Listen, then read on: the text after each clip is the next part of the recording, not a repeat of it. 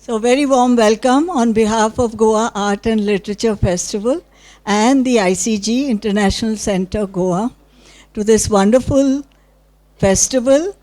The Goa Writers started in 2004. Bai is here, Damodar Mauzo, and he is one of the founders of the festival.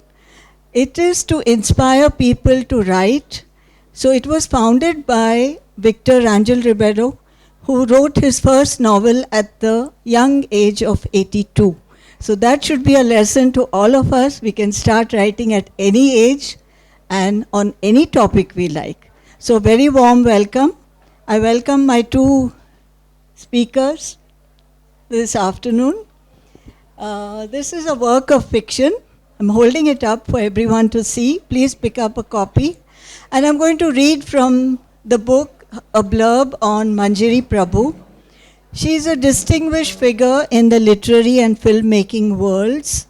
She's acclaimed internationally as an award-winning author, short filmmaker, and founder-director of two renowned international festivals, the Pune International Literary Festival and International Festival of Spiritual India.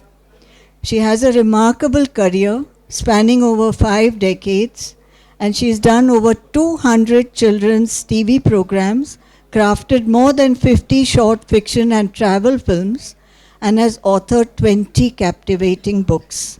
Notably, she stands as the first female mystery author, and who doesn't like crime fiction, from India to gain recognition beyond national borders. So very warm welcome. Please welcome Manjari. And in conversation with Manjari is our own GW member, Rahul Chandavarkar, who's a renowned journalist, a writer, and a media consultant. Vidya.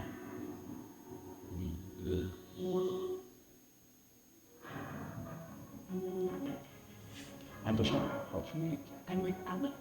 This.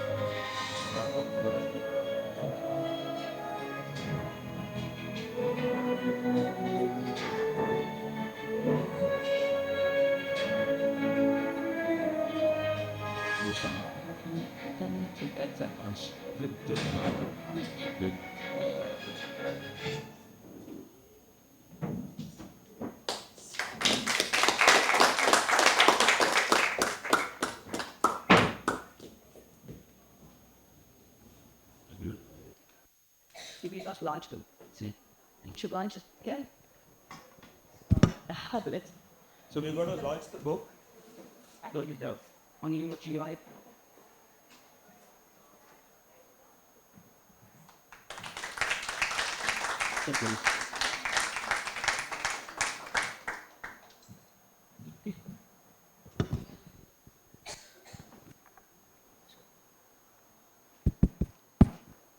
So good afternoon to everyone. And I'm sure the teaser is going to make you, even before the interview, go and grab a copy of the book, which is outside at Broadway. I'm going to, without much ado, I'm just going to start off by asking Manjari. See, the two of us have a Pune connection in the sense that I have been now 10 years a Goenkar, with of course my childhood years also in Goa, but 10 years straight now in Benolim, South Goa. But I spent 34 years in Pune. So, I have a strong Pune connection, and Manjari is from the same city, and we have many, many common friends. So Manjari, how did you begin writing mystery thrillers? How did you pick this genre? Yeah, first of all, Rahul, thank you, and thank you, Vivek, and Goa Arts and Literature Festival for inviting me here. It's my second time. I think I came way back in 2015, I think. So thank you for all being here. I grew up, like all of us, my age, we grew up reading Enid Blyton. I don't know how many of you have read Enid Blyton. Yeah, exactly. So we grew up reading Enid Blyton, and I think because I started reading at a very young age, it automatically gave me this whole desire to become a writer. And I remember that I felt, reading Enid Blyton books, that she offered me, of course, I discovered my love for writing through her, but she gave me a genre which is complete in itself. I call it mystery writing as the best motivational, genre. Because I feel that no matter what happens in a mystery novel, ultimately, most of the novels, like 95%, ultimately it all ends well. And what bigger message in life than saying, no matter what happens with you, don't worry, things are going to be taken care of and all is going to end well. So I looked at mystery fiction as motivational fiction. And I felt it completely served what I wanted to convey and what I wanted to write. So I think at a very, very young age, 7 years old, I knew I wanted to be a writer. A lot of people feel that they want to be writers. I think I just stuck to it and managed to pull it till here. Wonderful, wonderful. This is true. A whole lot of us in school read, I remember Famous Five and Secret Seven and Enid Blyton and Hardy Boys and all that came later on. Nancy Drew was there and all of that, yeah. But school memories. So my next question really is this whole concept of the destination thriller. I having read this wonderful book, The Mystery of the Portuguese Hearts, a few days ago, it's a very exciting concept, this destination thriller. So how did the Portugal process happen? Tell us about the Portugal process as an example. Incidentally, she's done destination thrillers in Austria, Germany, and Switzerland also. Switzerland is on the cards, yes. But so, everybody loves to travel, okay, so do I. And somebody once said, that I would like to see the world twice, once through my eyes and once through yours. I go a step further and say, I would like the reader to see the world twice, once through your eyes and once through mine. And I think that's what I'm trying to do. I'm trying to introduce the world, reintroduce some parts of the world through my eyes. So basically, traveling has been a huge passion with me, and writing is another one. And I wondered, how can I combine the two? And we see a lot of, Yash Chopra films where there's a lot of dancing happening on, the Alps, on the backdrop of the Alps and stuff like that. But again, I wanted to go a step further and use the landscape and the background as characters in the book. So simple thing is like if you have sabudana khichdi, you remove the sabudana, what do you have? This khichdi. Or if you have a cheese sandwich, you remove the cheese, what you have is just a sandwich. But in this, if you remove the destination, there is no thriller also. Because without the destination, the story won't have happened in it. So destination thrillers are very, very, how should I say, niche in the fact that the story is born in the landscape, in the country, in the cultures, and in the fabric of the society, in the architecture.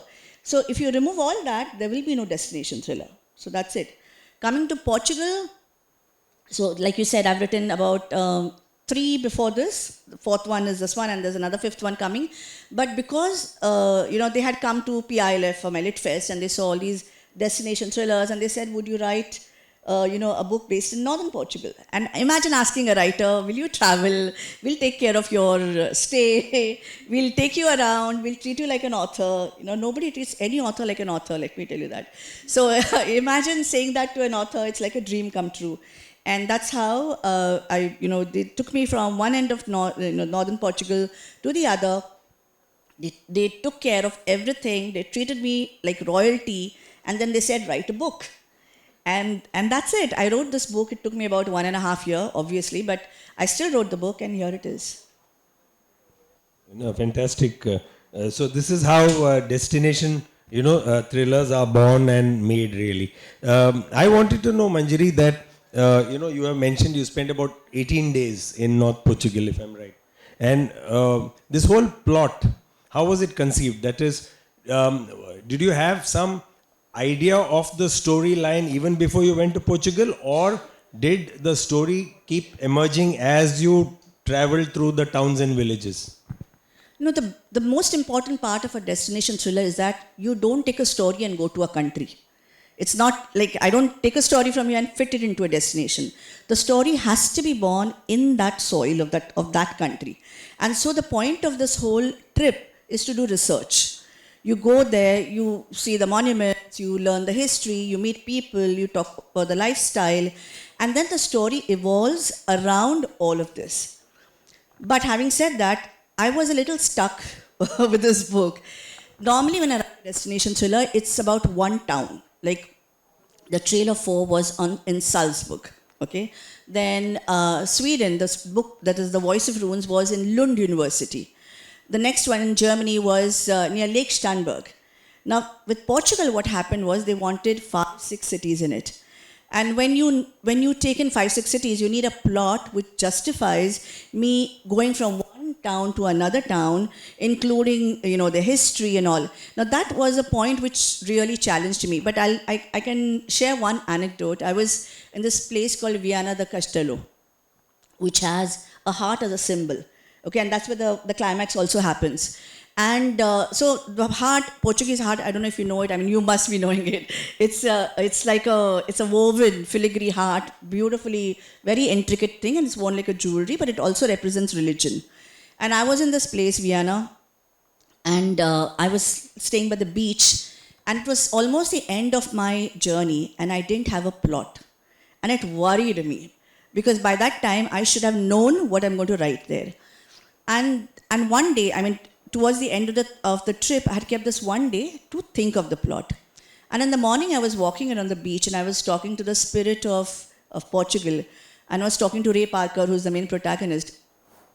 And I said, what do you want to do here? I literally asked Ray, what do you want to do here? Help me out here, because I can't think of anything. And I spoke to Viana do Castelo, the spirit, and I spoke to the Atlantic Ocean. I said, please give me a sign that I'm here to write a book and for a reason. And I'm walking on the beach, and suddenly my head jerks to a side. And right on the sand is a pebble in the shape of a heart. The same heart that you see everywhere in Portugal. And I picked it up, I went to my room, I poured myself half a glass of wine. I don't drink too much, but that wine was given to me by someone. I said, I'm not going to waste it. And I sat, and by evening, I had the plot ready.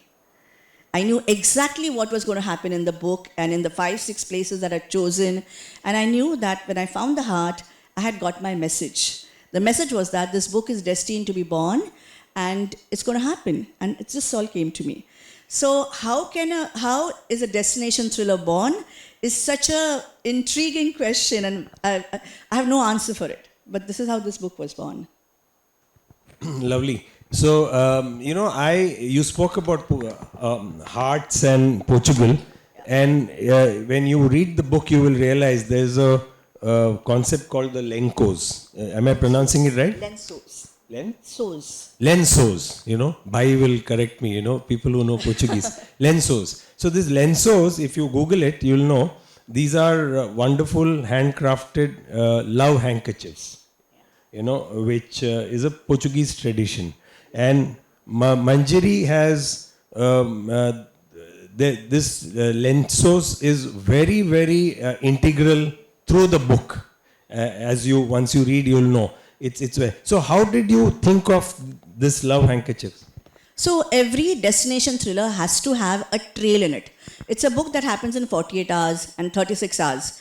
And there's Ray Parker, whom we'll talk about later, but he's an investigative journalist who works with energies. And, he needs people, but he connects more with the spirit of the place, which is why it's a destination thriller. And I have to look for something that will take this forward, the whole story forward. So it's either sometimes, it could be letters, it could be messages in the walls, it could be anything that comes from within that area, within that history. With Portugal, when I started researching it, when I decided that I want to go there, and I said, let me see what the country has to offer, legends and folklore and stuff. And I came across this beautiful concept of handkerchiefs, lenços, it's called.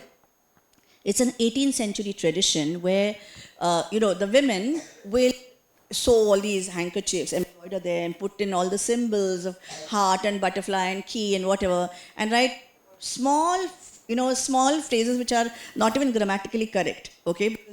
And they give this handkerchief to their beloved in private. Now, if this beloved comes out in the public and drops the hanky, which means it's a declaration of their courtship. And I thought, of course, there are traditions all over the world, but something like this I felt was perfect for the book. Because, within the thriller is a romance, which spans about 40 years. I said, what could take the romance ahead? It had to be the handkerchiefs, the lenços. Interesting. So, we spoke about Ray Parker, and this is her fourth book with Ray Parker as she says, investigative journalist. When I was reading the book, I missed that journalist part, and I thought he was a detective. Yeah. Because he does a whole lot of work which is, akin to the work of a detective. But anyway, how was this Ray Parker born? Because he's been with you for 4 books. How did you conceive his character, and how did that happen? 4 books and 7 years.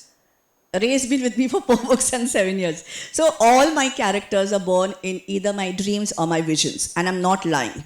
And I don't pick them up from society. That's another thing. I remember having this chat with Ashwin and Ravi Subramaniam in PILF in Pune, and they said, you're lying, all characters come from reality and all. And I said, definitely some elements do come, but my characters have always been very aspirational. They're aspirational characters. They're not real. Okay, they've got their flaws and they've got everything, but they're not really, they're almost perfect. And I love perfect people because I know they don't exist. So I like to create perfect characters. So Ray Parker was my dream to create a perfect man. Okay, I know they don't exist, but sorry men. but the fact is that I wanted to create a perfect man in Ray Parker. And I saw him in a vision, like a dream. I saw this man with a ponytail in a leather jacket, multi-pocketed leather jacket, standing with his back to me by a lakeside. Okay, and I saw him from a distance, and I said, "Oh my God, he's going to come into my life." And I developed him, and he's called Ray Parker. Ray's father is an Indian musician, and his mother is a French woman. She's a lecturer. He lives in Paris. Doesn't get along with his father, but Ray means R-E without an accent. R-E means Ray, do, re, mi, fa, sol, la, ti, and sa, re, ga, ma. So that's Ray Parker. So yeah, thanks. So I saw him and I said, now let me create him. Now, there are so many detectives and there's too many, but I wanted Ray to be different. He works with energies. He's not a mentalist. He won't think what's in your mind, but he can see your aura. He can sense it. So he'll know whether you're a good person or a bad person. But at the same time, he doesn't depend on it. He will, of course, have deductive other methods of doing it, but he trusts his instincts really strongly. He wears a Ganesha pendant. He believes he's not religious, but it's got a history which will come in some of the other books. But he's got that, and he plays the flute. So he is creative, he's talented, he's compassionate, he's a looker. Not the traditional looks, but he's a looker, and he's a wonderful man and very sensitive person. So I think I created a kind of a perfect human being. And I was sorry. Yeah, and anyway, so Ray gets along very well with the criminals as well as the good people, and he always has a problem balancing and detaching himself from the crime, and he gets involved too much, but he's a very nice person on the whole. You know, over breakfast this morning, we were going through this homework, and she said, yeah, Ray lives on 17th Street on Paris, so and so. I said, you said a disclaimer saying everyone is fictional and all that. Who's this? You seem to know him. He said, I wish I knew him. I'm going to Paris in November. Okay. Yeah, please take the coordinates. Take WhatsApp number. You of never Ray. know, you might find Ray somewhere. I believe that these characters, okay, that's a very, very esoteric, or I don't know, mystical, or whatever, spiritual, or whatever you want to call it, but I believe my characters exist somewhere in some plane in this world, in some parallel universe. I'm sure they exist. Otherwise, they wouldn't be so real to me. That's the writer's head, I guess. So she mentioned aura and mysticism, just now in her answers. So I'm going to the next question, which is, Manjiri, tell us about your interest in the occult and spiritualism, because she is also, besides being the founder director of the Pune International Lit Fest, which is a big thing. They've done 12 years themselves. She's also the founder of the Indian International Spiritual Festival. So I want you to tell us about two of your books, a little about those books, like Cosmic Clues and Stellar Signs. Those two books are also in the bookstore. Tell us a little about this love for the occult. I don't know if you want to call it occult, but anyway, so my mother is an astrologer, and a very good one. Like, she predicted Diana's divorce and, that kind of a thing. Very, very, and I've always followed her, and I launch my books asking my mother the date. I send them to publishers so that they won't get rejected, asking my mother the date. I used to, in college days, ask her about whether that guy likes me or not. I've done all these kind of stupid things also. But the thing is, there was once, so these books, The Cosmic Clues and Stellar Signs, are about a lady detective called Sonia Samarth from Pune, who solves cases with the help of horoscopes, Indian Vedic horoscopes.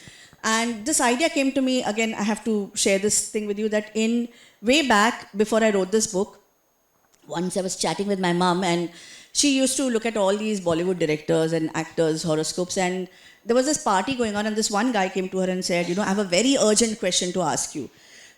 And she knew his horoscope because she'd seen it several times and all. And she said, okay, tell me what's the question?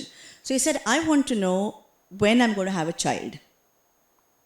And she remembered his horoscope. She looked at it and she said, do you want to go somewhere private? Because I want to tell you the answer. She said, no, everybody's family. You tell me what the answer is. And she said, okay, you already have a son, but you can't claim him as yours. And that guy didn't expect anybody to know. It was a secret. Nobody knew he had an illegitimate child. But my mom could see it in his horoscope. And she told him. And when she told me this, I was really struck. I said, at the least, what a horoscope can do is tell you the character of a person. It can do lots more if you know the science well. I think of it as a science, but if you can really tell a lot, you can tell the nature of a person. You can tell whether a person is prone to criminal tendencies or not. And I wondered, why has it never been used in crime? Why does the police system not use it, at least as a base or a groundwork or something? And then I started thinking, I said, okay, it had never been done before. So I introduced a detective, Sonia Samarth, who's an astro detective. And she solves everything, but at a point when she's stuck, she refers to the horoscopes of the suspects. And then she uses that as a guideline to lead it to the conclusion. Horoscope is not used like a magical wand. It's very scientific. In the book itself, you'll know, I've given explanations of why she came to that. So what conjuncts what, and there is a bit of that terminology in it, but it is necessary because I need to tell you that this can happen. So if any astrologer picks up the book, anyone who studied it will know this is possible. And after the books were written, I got a lot of, I won't say interactions, but a lot of policemen approached me to ask me how could they use this in the police system. And of course, I don't know if they did finally or not. I think some of them did. But definitely, that's where the whole occult, as you call it or whatever, started. But other than this, I also believe that we don't live in a void. There's so many things we can't see. There's so many things that are happening in other places right now which are affecting me, which I don't know anything about. And I believe that energies and vibrations make up this world. And your vibration is going to affect mine and mine hers. And it's a chain effect. So I felt that I needed to concretize this energy, or give some energetical truths through my detectives in the situations they solve. And that is why you see glimmers of spirituality and glimmers of mysticism in all the books I write, whether it's the cosmic clues or the destination thrillers or anything else. Yeah, you have that graveyard scene where you speak about, I mean, I'll only tempt you all with that much. You need to get to the graveyard in this mystery of the Portuguese hearts. But there's some spirit in the background and all that. So it's clearly, it's a belief also. There is, when Heta gave her, read out her bio, there's something interesting. She's multifaceted, and I'll tell you how. Besides being an author and a writer, she's also made films, in the sense almost 200 children's short films, and also travel films. So tell us, how is this transition from print to the visual medium? So actually the transition is from film to print to film to print. So it's a long journey. So honestly, all of us have grown up on Bollywood. I mean, in my childhood, we used to have these games where one of us was a director, one of us was a dancer, and we used to have these toys and turn that into a camera. So all of us were totally film oriented, which is how later on we made a feature film for NFDC called Kuch Dil Ne Kaha, which was based on my unpublished novel.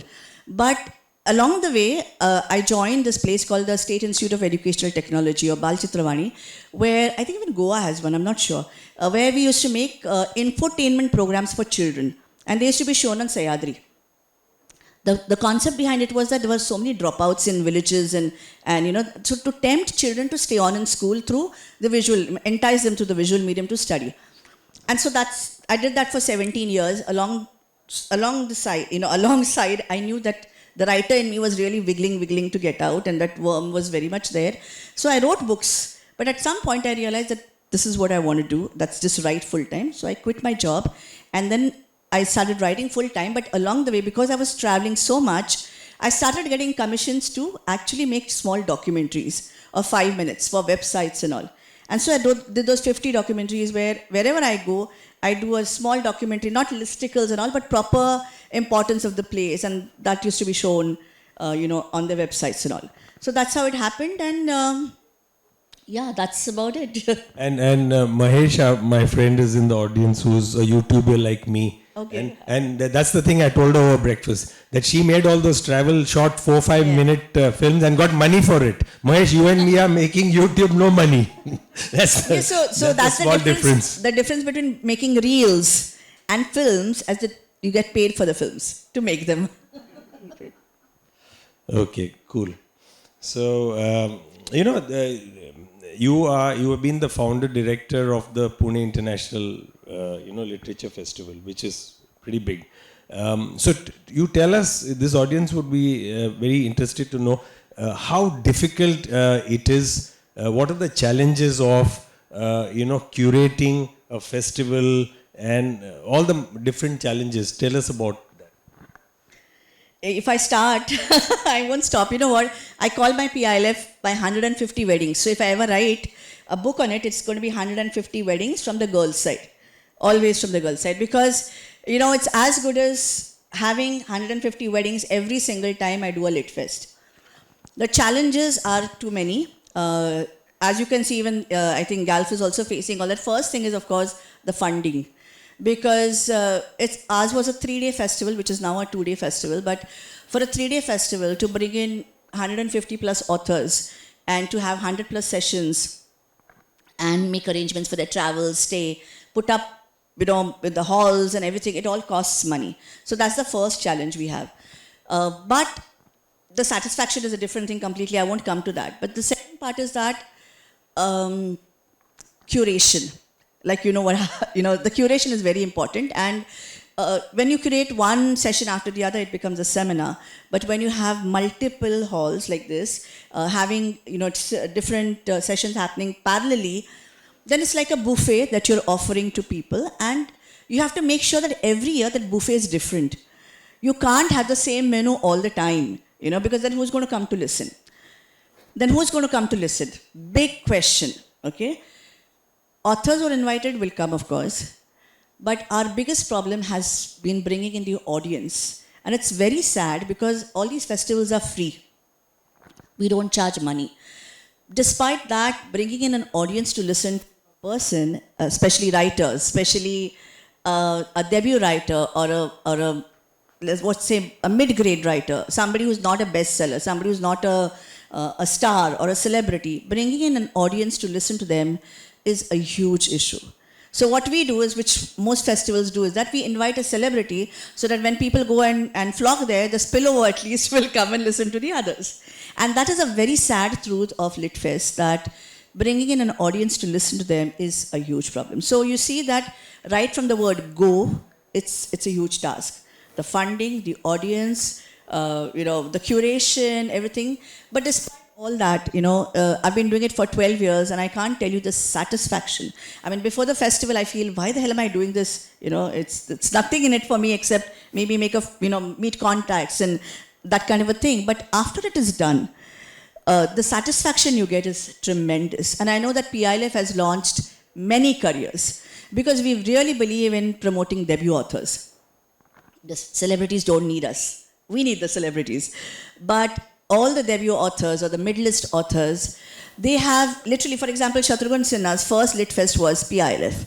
I mean, and he says it openly, I started my career here. So many people, so much networking has happened. And when you look at the bigger picture, you realize why it's important to do this year after year, no matter what. So on that note, I'm going to throw it open to the audience. We'll be very happy to get questions. So is there a mic that can, please take it around. Thank you.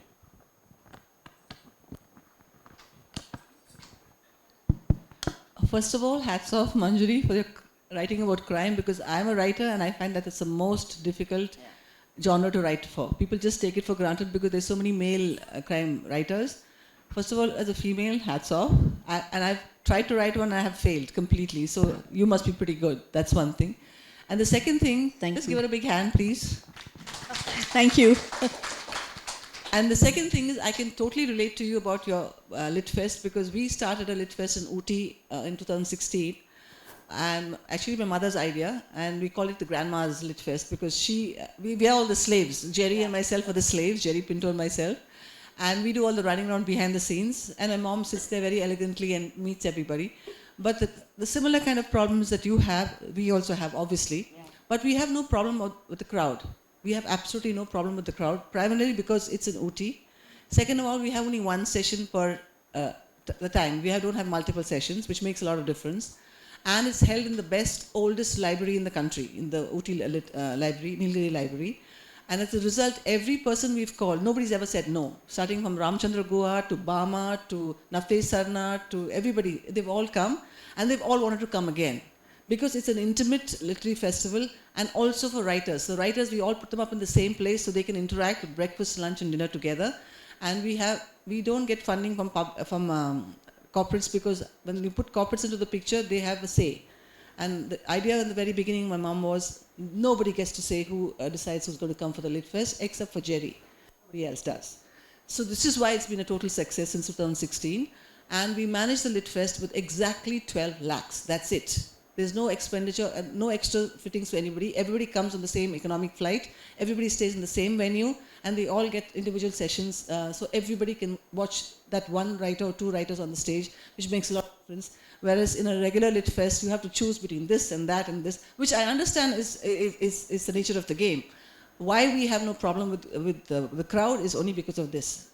We wanted Yeah, to keep it sometimes having a captive crowd is very important also. Yes. For example, getting in colleges and to participate. But what I was referring to was the readers, the so-called readers who are out there in the public who will crib that there's nothing in the city and all, and when there is actually something, they won't turn up. That kind of a thing. No, in Ooty also because everybody is starved for so-called infotainment or entertainment, and we've got so many schools and colleges there. We involve all of them.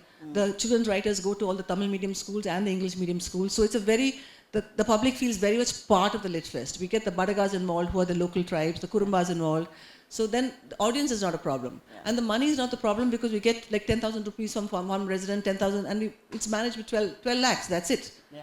And everybody has a good time, including the writers, which is important. Yes. Yes, the mic, please. Yeah. Here. Yeah, congratulations, and I think Thank I you. will enjoy the book, having a Goa connection. May I mention, I do have a Pune connection. My great-grandfather was born in Pune, 1858, and I've been traveling up and down trying to discover his roots. Okay. So I would like to say, as a Goan, we do also have this the tradition of the handkerchiefs, of using embroidered handkerchiefs. Yeah. And in Konkani, they are called lace. Oh, meaning a same. handkerchief. Yeah, okay. And earlier, like before the modern handkerchiefs came in, people used to use embroidered handkerchiefs in Goa. And so I think there will be a nice connection in the book, Goa and Portugal. Yeah. Probably came down from the Portuguese itself, this tradition. Right. And may I ask, are you a Piscean by any chance? Well, actually, so according to the horoscope, I'm a Gemini. And according to the English calendar, I'm a Libran. I love people. I'm a peace-loving soul. Anyway, thank you and all the best. No, so the Indian horoscope is Gemini. But according to the English Linda Goodman, the monthly thing, I'm a Libran. Oh, there are. Oh. Yeah, hello, good afternoon. And first of all, I want to express my gratitude because my son was the first young author who was quizzed at Goa Art Literary Festival. And his story was then printed. Ruskin Bond and Chetan Bhagat had published a book. So from Goa, he was the youngest author. And gratitude to Manjiri because she was mentioning about debut authors. So my first book was also launched in Pune Art Literary Festival. So before congratulating, let me express my gratitude.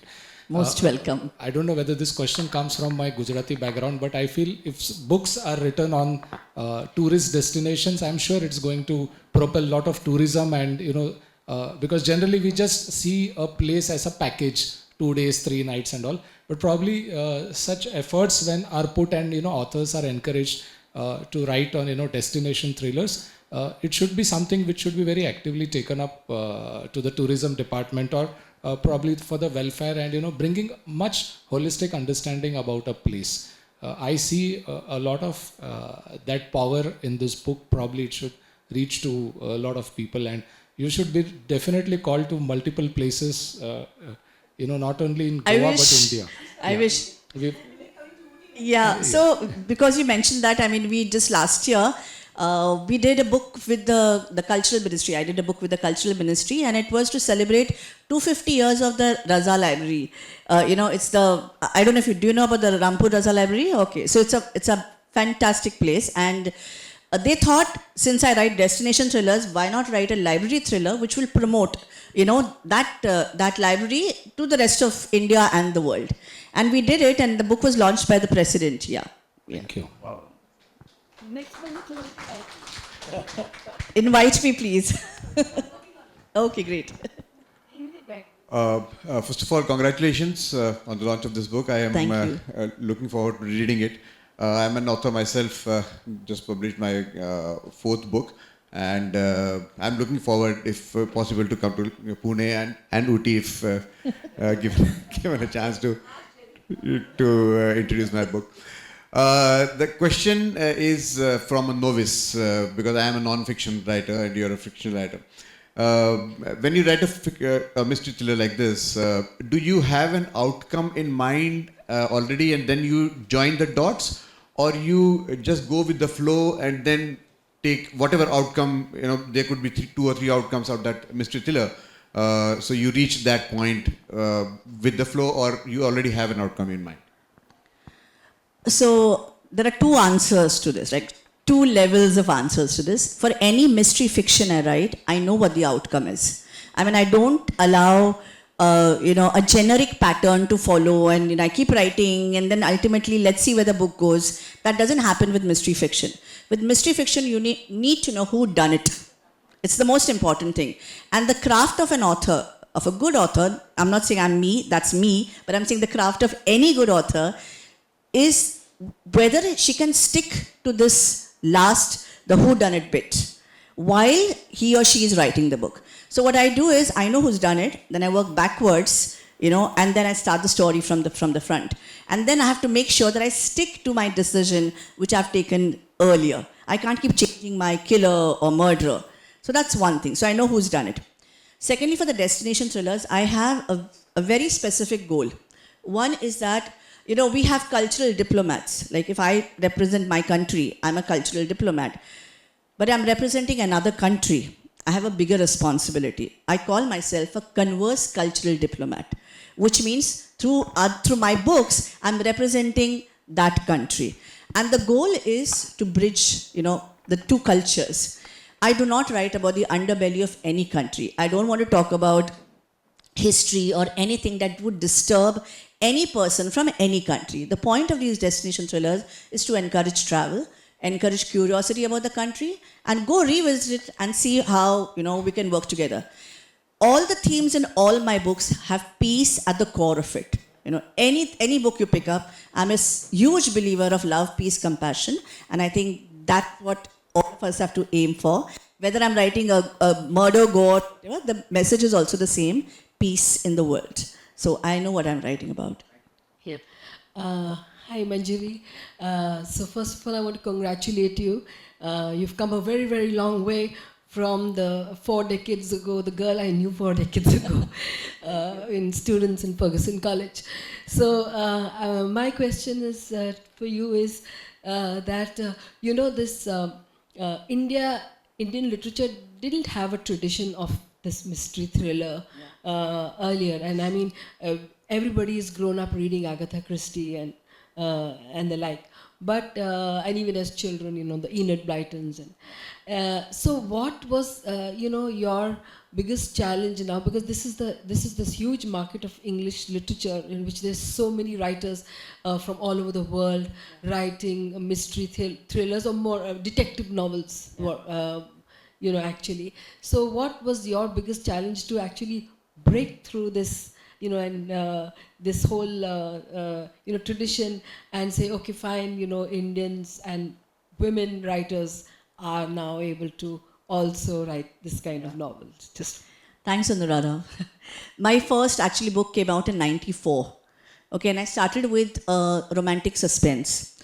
And it was really very easy to break into because, mystery wasn't being written by mainstream English writers in India.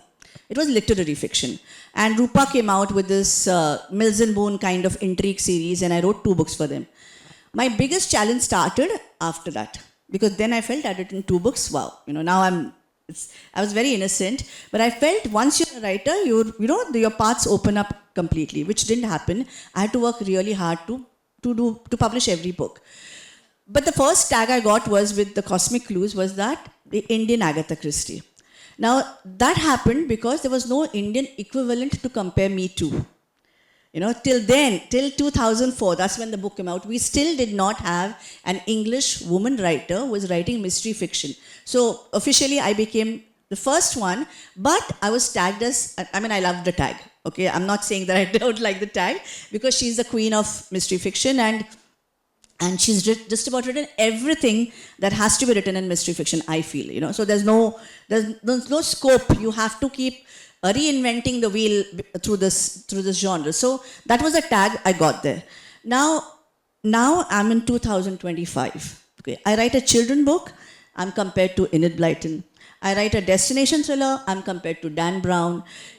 This thing about comparing Indian writers to foreigners, we are so so used to reading these Western authors, we are just not giving the Indian authors a chance. You know, that's one part. The other part is being female. I know I hate saying this and I never thought I would, but in the thriller genre, men are preferred. They think men can write thrillers and not women. So I'm coping with Western authors, I'm coping with male thriller writers, and I'm trying and struggling to create a space for myself. I'm satisfied, but I'm saying it's taken me, I don't know, donkey's years to be where I am today.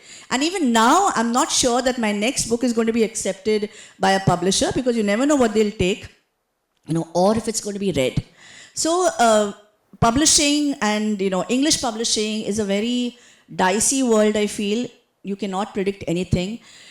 Publishers have their own agenda, writers have their own love, for writing. So I think it's a challenge throughout, and I don't know, I hope that one day we'll do away with all these comparisons and just read books for the love of books. Thank you, Manjari. Thank you, audience, because we have, we finished in time. I'm not very sure. Heta? Just one last question, if it's very, very quick, please. Yeah. Yeah? Because I this my question, risking my reputation. Take it. Thank you. Thank you very much. Manjari, congratulations once again. My question is related to one of your books, which I've read 2 or 3 of your books. And this one was very different than the kind of writing that you do. That was The Revolt of the Lemren. Yeah. And I love that one. Are you planning to write any such books in the future? It's a futuristic book. Yeah. So are you planning to write part 2 or anything? Yeah, so Revolt of the Lemren is a dystopian book. It's a futuristic reality, which I think is going to happen one day, not too far away, from what we are now. And it's a part of a trilogy. The first book is called Revolt of the Lemren, like you said, and it's about a world where the maximum age of a person is 16 years, but 1 year is equivalent to 6 years. So at the age of 16, he's 100 years old. And in this world, when a normal person like us, a lame brain, is born, and that's when the conflict starts, because they've got this perfect world and we can live for 80 years and do what we want to with the world, but they won't allow it. So each person is born with a termination date. And that's when the Lemren revolt and say, no, we want to live on. And it's a trilogy. So definitely I'm going to continue that series, because I think there's a message I want to give in the book. It's about technology, the use of it, the lack of emotions, the insensitivity that's happening in the world, all around us, and how we need to overcome all of it and just live as good human beings. So definitely I'll continue writing it.